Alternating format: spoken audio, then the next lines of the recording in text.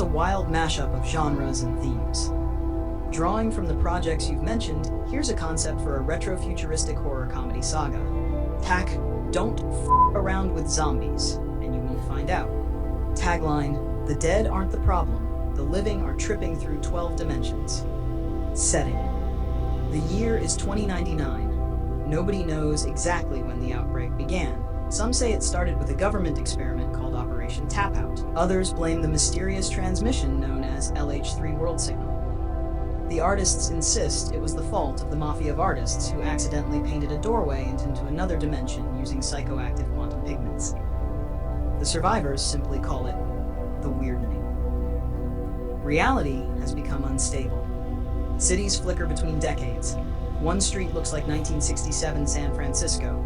The next looks like a neon cyberpunk nightmare from 2080. The next is a haunted crystal jungle inhabited by ghost shinobi riding spectral skateboards. Nobody knows what year it is anymore. Chapter 1. The zombie who read too fast. The first zombie wasn't a biter, he was a speed reader. His name was Carl. Carl consumed an experimental information crystal from the LH3 network. Instead of learning faster, his brain downloaded every book ever written, simultaneously. His eyeballs exploded into tiny paperback novels.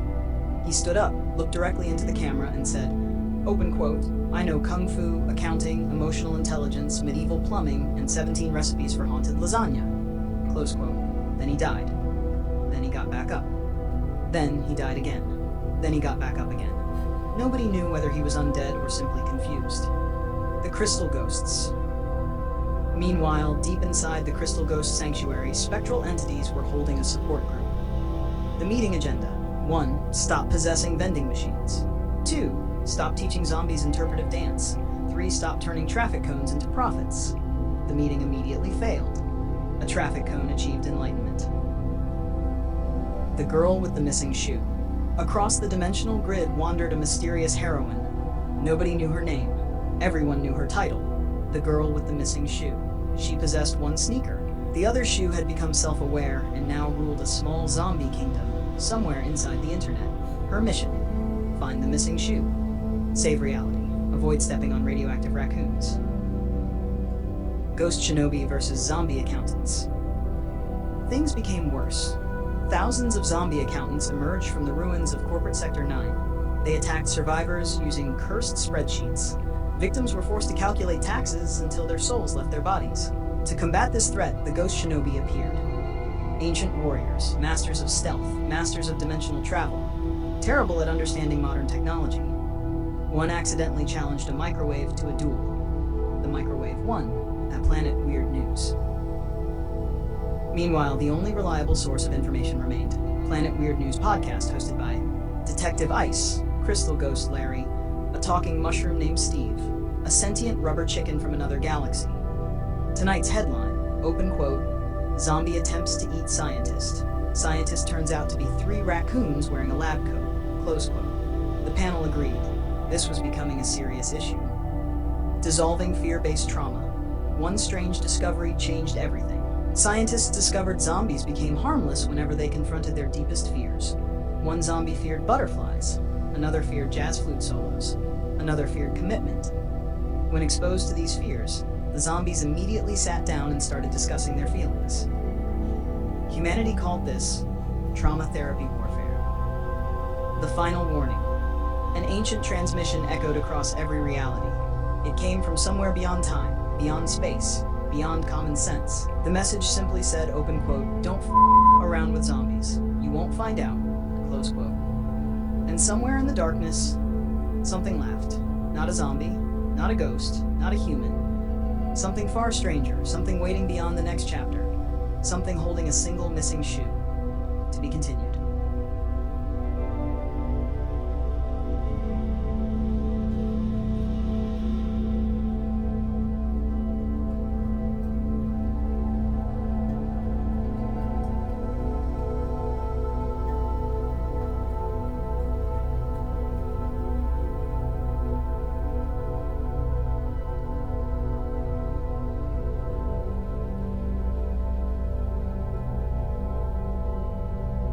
Don't around with zombies. Book 2, The Weird and It Gets Weirder. Chapter 2. The dog who ate Tuesday. The dimensional storms had become aggressive. Not dangerous. Aggressive. Like a drunk goose trying to explain quantum mechanics. Kai stood atop an abandoned roller skating pyramid floating over Neo-Miami, Detroit, Atlantis. Beside him sat Coda's dog. Nobody knew the dog's real name anymore. After accidentally consuming an unstable LH3 crystal burrito during the first outbreak, the dog had evolved beyond normal canine existence. The survivors simply called him Dog. Dog no longer barked. Dog now communicated entirely through jazz music and tax advice. One afternoon, Dog became hungry. Unfortunately, he didn't eat food. He ate concepts. Today he ate Tuesday. Instantly, every Tuesday vanished from existence. Calendars exploded. Clocks became emotional. Thousands of office workers suddenly found themselves arriving at Wednesday without explanation. Bad dog, Kai pointed. Dog looked guilty. Then ate guilt. Now nobody felt guilty anymore. Civilization immediately became much worse. Chapter 3. Mamutu and the 13th Dimension of Absolute Nonsense. Far beyond the Crystal Ghost Sanctuary floated a forbidden realm, the 13th Dimension. Scientists had warned everyone never to enter, mostly because nobody could stop laughing long enough to map it. Inside this realm lived Mamutu. Nobody knew what Mamutu actually was. Some believed he was an ancient cosmic guardian. Others believed he was a mushroom philosopher. Some claimed he was 3 dimensions stacked on top of each other wearing a trench coat. Mamutu himself offered no clarification. Vision found Mamutu sitting inside a floating bathtub made of moonlight. Need your help, Mamutu nodded. With zombies? Yes. Ghosts? Yes. Dimensional shoe monarchies? Unfortunately, yes. Mamutu sighed. Again. Mamutu opened a cosmic encyclopedia. Inside were all possible solutions. Instead, he accidentally opened a cookbook. Reality immediately transformed into lasagna. The universe became edible for 17 minutes. Several zombies achieved enlightenment through mozzarella. Had Chapter 4, the Great Zombie Rap Battle of Doom. Nobody remembers who suggested it. Many wish they did. The Zombie King challenged humanity to a rap battle. Winner controlled reality. Loser had to work customer service forever. The stakes had never been higher. Representing humanity, Kai, Vision, Mamutu, Dog. Representing the undead, Carl the Speedreader Zombie, DJ Brain Leakage, Professor Skull Biscuit, the notorious ZOMB. The battle began. DJ Brain Leakage dropped a beat so powerful that 3 moons developed anxiety. Carl rapped every book ever written simultaneously. Several audience members obtained law degrees by accident. Then Dog stepped forward. Nobody expected much. Dog simply barked. The bark contained jazz, mathematics, ancient Maya geometry, funk music, 4 secret P recipes. The sound shattered 7 dimensions. The Zombie King's microphone exploded. Humanity won. Unfortunately, reality also exploded. Chapter 5. Planet Weird News reports. The Apocalypse of Common Sense. Planet Weird News was the only organization still operating, mostly because nobody could figure out how to shut it down. Tonight's headlines: Ghost Shinobi accidentally becomes mayor, Moon arrested for loitering, Zombie learns emotional intelligence, Haunted Sandwich starts religion, Missing Shoe elected president. Vision stared at the screen. This is getting out of hand. The television nodded. Correct. Vision froze. Did the television just answer me? The television nodded again. Honestly, I've been sentient for years. At that exact moment, every television on Earth awakened. Most were friendly. One became a pirate. Another became a motivational speaker. Several immediately formed a jazz fusion band. Meanwhile, the missing shoe finally revealed itself. The shoe had become ruler of a digital empire hidden inside abandoned internet servers. Its official title, Taplash Supreme Emperor Left Sneaker III. The shoe demanded tribute, specifically nachos. Chapter 6. Vision enters the LSD Omega world. The outbreak reached its final stage. Reality collapsed, space folded, time sneezed, the multiverse tripped over itself. Vision found himself standing before a gigantic crystal doorway. Above it glowed ancient symbols from the original LSD world. Beyond the doorway existed the Omega layer, the deepest layer, the strangest layer, the place where all weirdness was born. Kai approached, Mamutu approached, Dog approached, even Carl the Zombie approached. What happens if we go inside? Kai asked. Mamutu checked 17 probability charts. Best case scenario? What? We save existence. Worst case? We become sentient furniture. Dog growled. The growl translated into English. Those odds seem acceptable. The crystal doorway opened. Inside, they saw impossible things. Cities built from memories.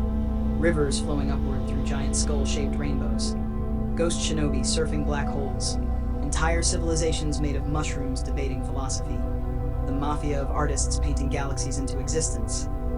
Crystal ghosts riding dinosaurs made of electricity. And at the center of everything, a colossal entity sleeping inside a crystal vortex. Older than reality.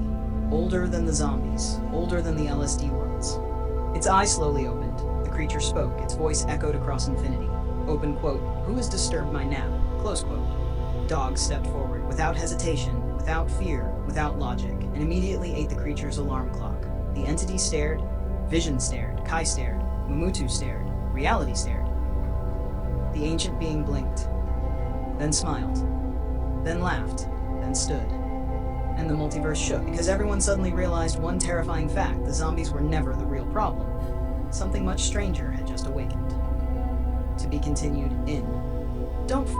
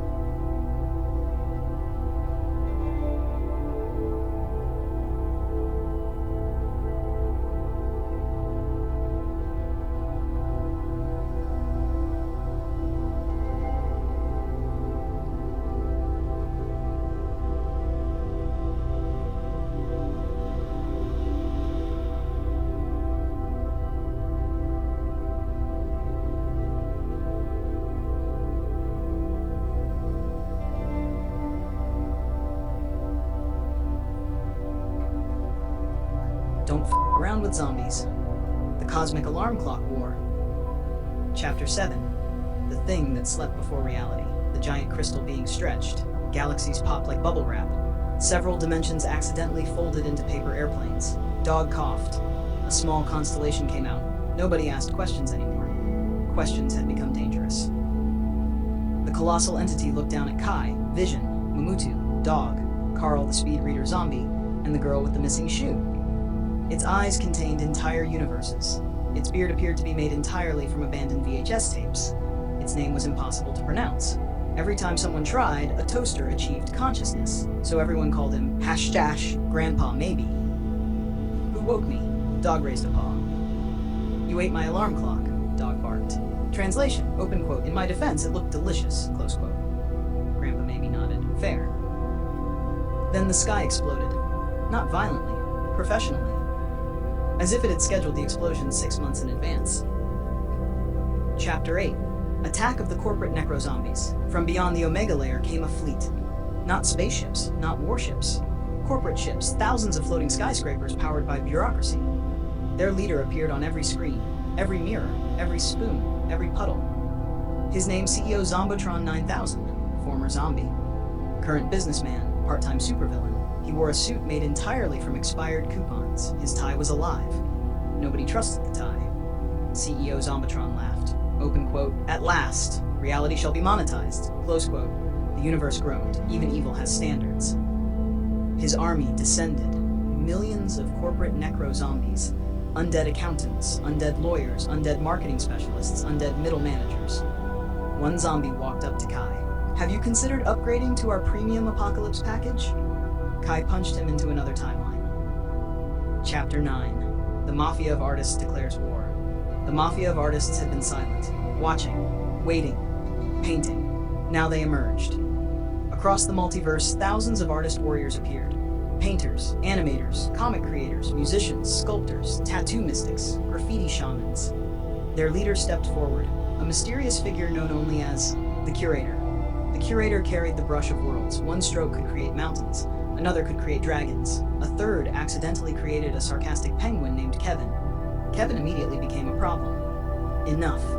The curator raised the brush. Entire realities erupted from wet paint.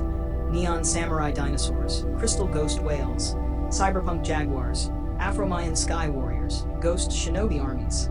The battlefield transformed into the largest art project ever created. Chapter 10. Mumutu invents a weapon he should not have invented. The battle wasn't going well. Corporate necro-zombies were everywhere.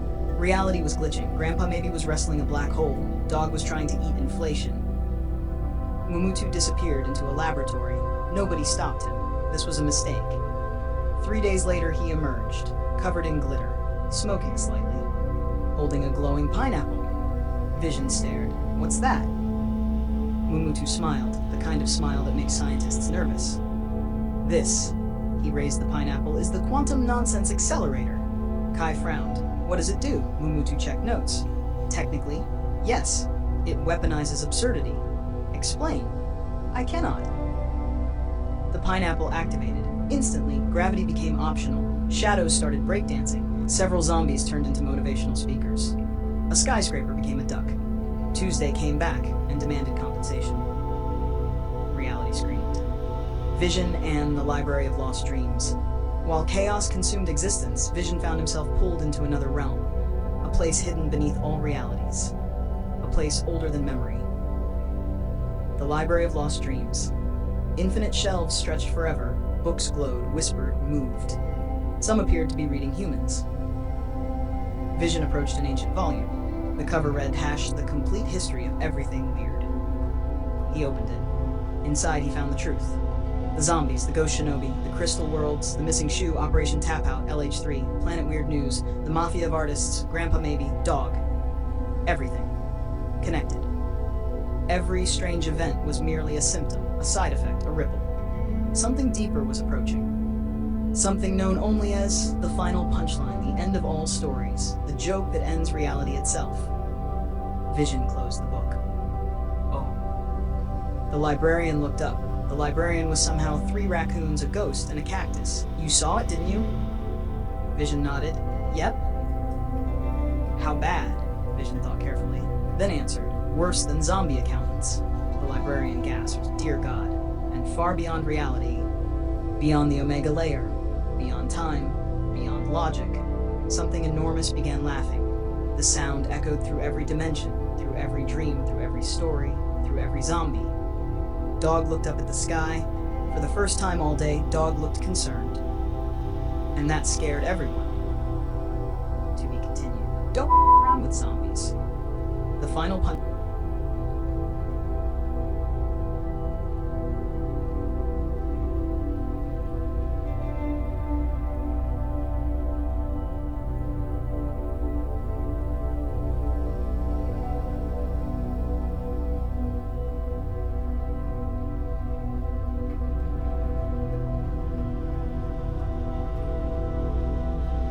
Around with zombies.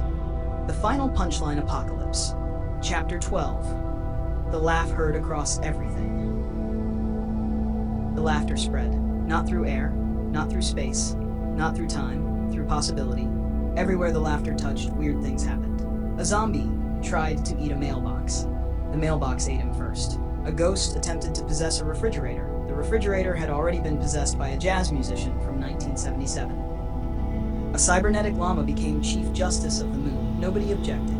The llama was surprisingly qualified. Kai stood on top of a floating crystal pyramid. Vision emerged from the Library of Lost Dreams. Mumutu arrived riding a flying couch. Dog arrived inside a tornado made entirely of tennis balls. We've got a problem. Vision looked serious. This immediately frightened everyone. Vision was usually calm, even during dimensional disasters. Even during ghost uprisings, even during the Great Haunted Nacho incident. What kind of problem? Kai asked. Vision sighed. The final punchline is waking up. Silence. Then, Dog barked. Translation, open quote, that sounds suboptimal. Close quote. Planet Weird News goes to war. Back at Planet Weird News headquarters, emergency broadcasts filled every screen. The hosts sat behind their desk, Detective Ice, Crystal Ghost Larry, Steve the Talking Mushroom. The sentient rubber chicken. Tonight's top story. Detective Ice adjusted his sunglasses. Reality is ending. Steve nodded. That's not ideal. Larry pointed to the giant monitor. The image appeared, a colossal silhouette beyond existence, bigger than galaxies, bigger than dimensions, bigger than narrative itself.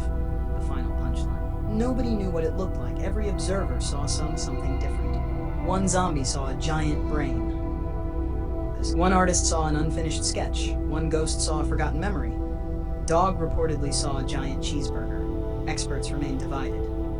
Chapter 14. The Return of Coda. The skies cracked. Crystal lightning erupted. A massive ship emerged from a dimensional scar. The ship from the old sagas, the legendary vessel that had crossed dream oceans, ghost realms, and LSD worlds. At the helm stood Coda, older, wiser, slightly more confused. Coda! Kai yelled. Coda stepped forward. I got your emergency message. You crossed dimensions? I crossed 47. How? Coda shrugged. I stopped asking questions years ago.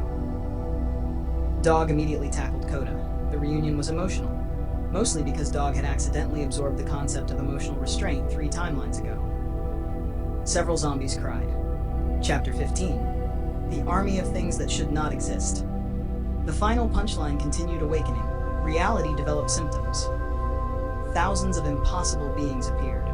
Examples included vampire traffic codes, telepathic pancakes, ninja refrigerators, disco skeleton pirates, quantum possums, interdimensional tax ghosts, sentient shoelaces, crystal zombie dolphins. The ghost shinobi fought bravely. The mafia of artists painted armies into existence. Afro-Mayan sky warriors descended from crystal storm clouds. Operation Tap Out veterans activated ancient reality anchors. But nothing worked. Because every time an enemy was defeated, the final punchline laughed and created 10 stranger ones. Chapter 16. Mumutu's absolutely terrible idea. Everyone gathered. The war room floated above existence. Vision spoke. We need a plan. Everyone looked at Mumutu.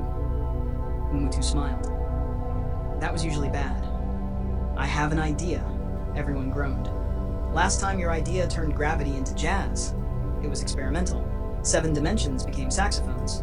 Progress requires sacrifice. Mumutu unveiled his creation, the anti-punchline engine. A gigantic machine powered by imagination, absurdity, friendship, tacos, cosmic mushrooms, VHS tapes. Kai stared. Will it work? Mumutu checked his calculations. Maybe. What are the odds? Somewhere between 90% and absolutely not. Chapter 17. Vision meets the author of weirdness. As the battle raged, Vision was pulled beyond all realities, beyond all stories, beyond all dimensions. He arrived in a silent void. A single chair sat there. In the chair was an old figure, neither human, nor ghost, nor zombie. The figure wore a coat stitched from forgotten dreams. Who are you? Vision asked. The old figure smiled. I am the first weird. The first what? The first thing that ever didn't make sense. Vision blinked. What? Exactly. The first weird nodded approvingly. Long before stars existed, I asked the universe a question. What question? The figure grinned. What if reality was funny? Suddenly, Vision understood. The zombies, the dreams, the ghosts, the ships, the artists, the missing shoe, dog, everything. All of it was part of the same cosmic joke. Not a malicious joke, not an evil joke. A reminder that reality was never supposed to be perfectly understood. Only experienced, only explored, only laughed at occasionally. Chapter 18. Dog saves existence. The final punchline fully awakened. Galaxies trembled, stories unraveled. Entire dimensions folded inward. The battle appeared lost. Then Dog stepped forward. No speeches, no prophecy, no dramatic music. Dog simply reached into the impossible and pulled out, and pulled out. The cosmic stick. Nobody knew where it came from, not even the first weird. Dog wagged his tail. The final punchline stopped. Dog threw the stick. The stick crossed dimensions, crossed realities, crossed probability. The final punchline stared. Then instinct took over. It chased the stick, straight out of existence. Silence. Reality stabilized. The zombies stopped. The dimensions healed. The skies cleared. Everyone stared at Dog. Dog sat down, panting, proud, completely unaware he had just saved every universe. Kai laughed, Vision laughed, Koda laughed, even Mumutu laughed. Far away, somewhere beyond everything, the final punchline was still chasing the stick. And according to current calculations, it would be busy for at least another 10 billion years. For the first time since the outbreak began, the multiverse was safe. Mostly. Because somewhere deep inside a forgotten server, the missing shoe had just discovered how to use time travel. And that was definitely going to become a problem. The end. For now.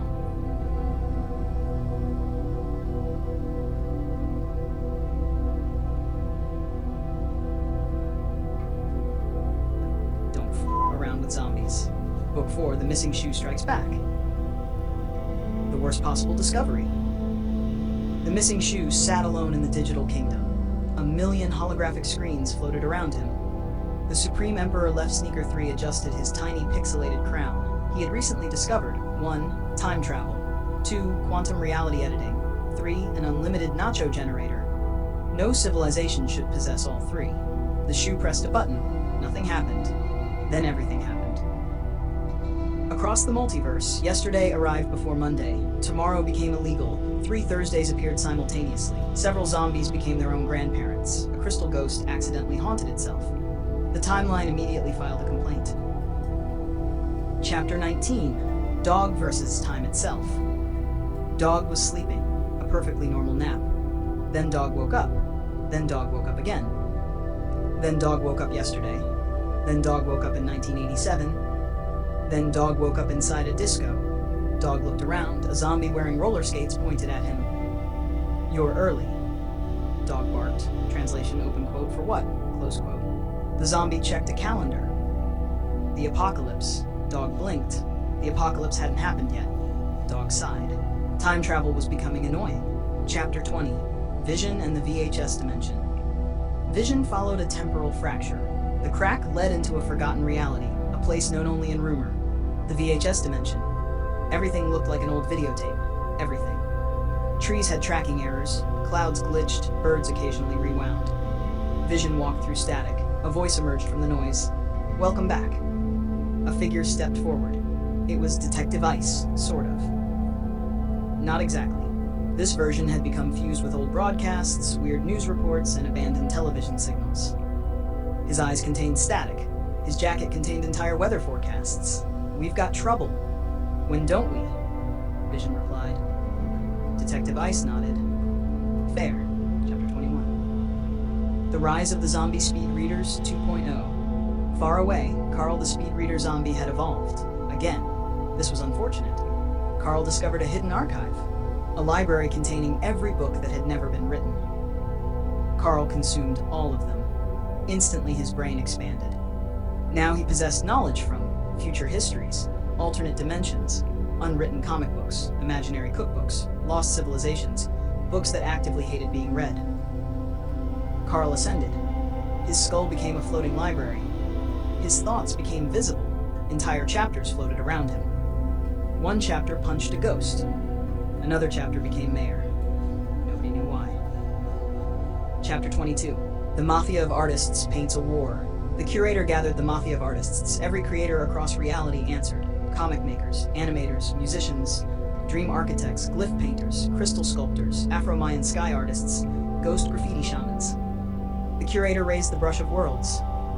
"We are no longer painting pictures." The artists nodded. "We are painting timelines." The war began. Entire histories appeared across the sky. New possibilities emerged.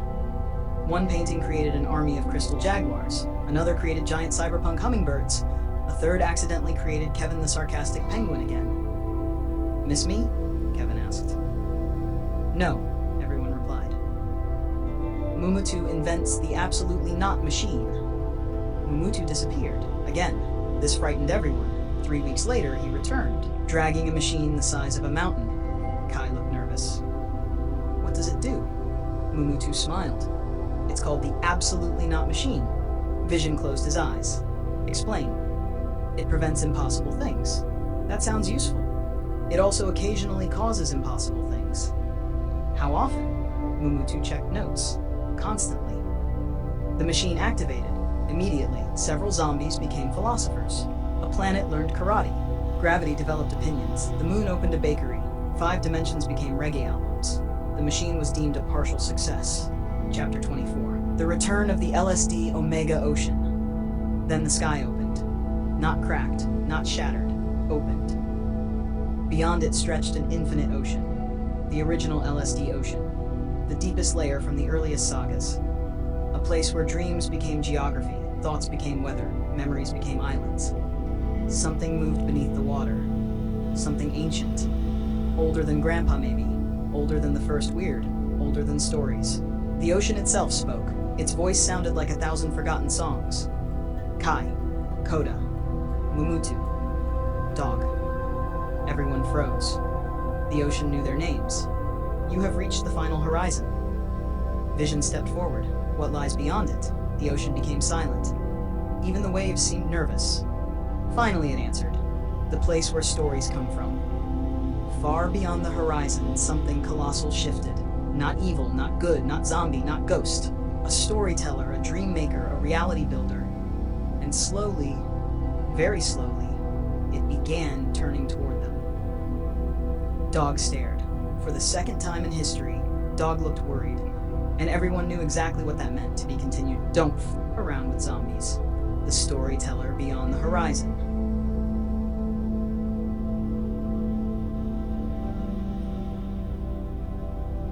Absolutely.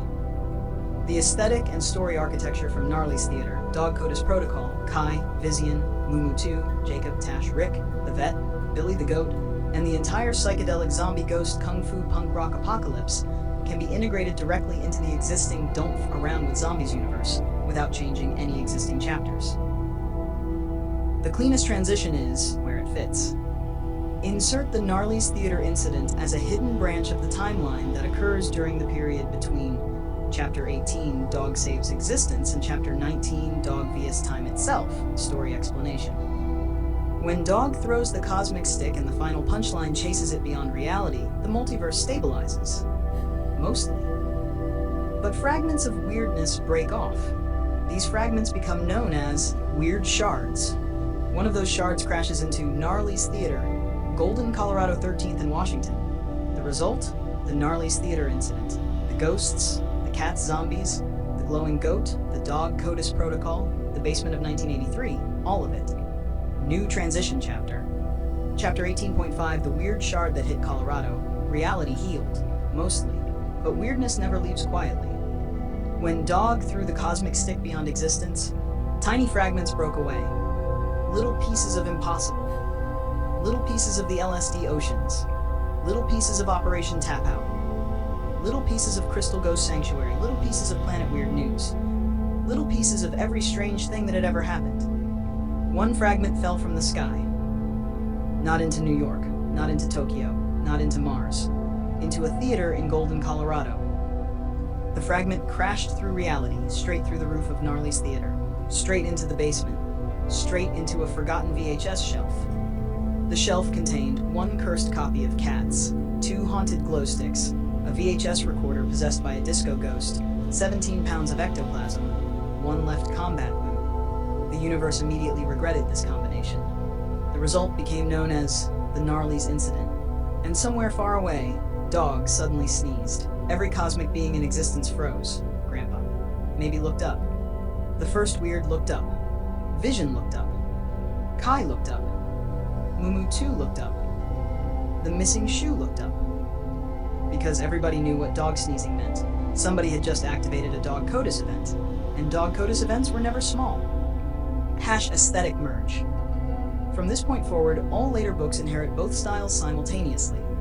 Cosmic Layer, LSD Oceans, Crystal Ghost Sanctuary, Operation Tap Out, Mafia of Artists, Ghost Shinobi, Afro-Mayan Warriors, Planet Weird News, Final Punchline Mythology, The Storyteller Beyond the Horizon. Ground Layer, Gnarly's Theater, Golden, Colorado, punk rock venues, fire spinners, Burning Man Energy, Graffiti Mystics, haunted VHS tapes, ghost drum solos, zombie musicals, Dog Coda's Protocol, Billy the Goat, weird basement dimensions, visual aesthetic.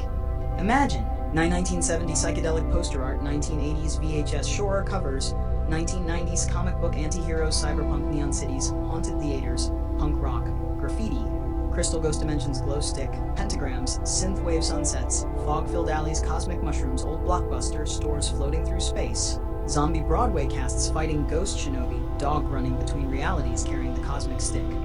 Hash. The new central rule: all survivors eventually learned the same law. Open quote. Gnarly's Law. Any paranormal event can be solved by 1. Fire, 2. Base, 3. Art, 4. A really good dog. A terrible idea from Mumutu. Close quote. And if none of those work, open quote, initiate dog CODIS protocol, close quote. Because somewhere beyond the LSD ocean, beyond the storyteller, beyond the final horizon, Dog has already seen the answer. He just hasn't figured out how to explain it to humans yet. And Billy the Goat is acting increasingly suspicious.